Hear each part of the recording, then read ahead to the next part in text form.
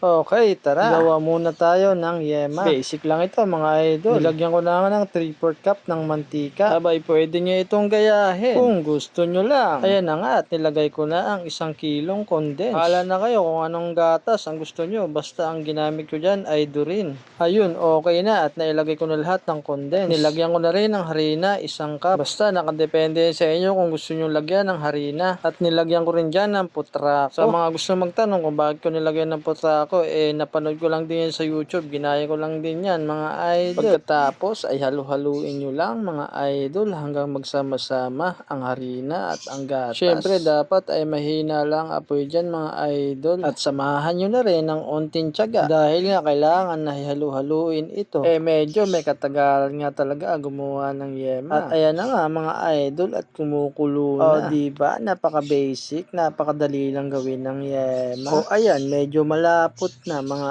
idol. Ay pag ganyan na ay malapit na yan maluto. Medyo nakakangalay-ngalay. Kailangan kasi talaga halu-haluin para pantay ang pagkaluto at hindi masunog ang iba. Ayan, pag ganyan ay luto na yan. Abay, naaamoy ko ng yemang-yema na. Ayan na nga at sinasaling ko na. Habang sinasaling ko dyan ay natatakam ako. First time ko nga magluto neto. Wala talaga akong idea gumawa ng yema. Pinanood ko lang din ito sa YouTube. Syempre, bumili na rin ako ng hulmaan. Ang ginawa ko kasi yung yemang tagpipiso. Abay, syempre, pambenta ito. Nag-try ako mag-business ng yema. Aywan ko kung papatot. At ayan na nga, at pinalot ko na sa plastic. Nilagay ko na rin sa garapon. Diba? Pwede na pang hanap buhay. Pwedeng pwede nyo itong gayahin, mga idol.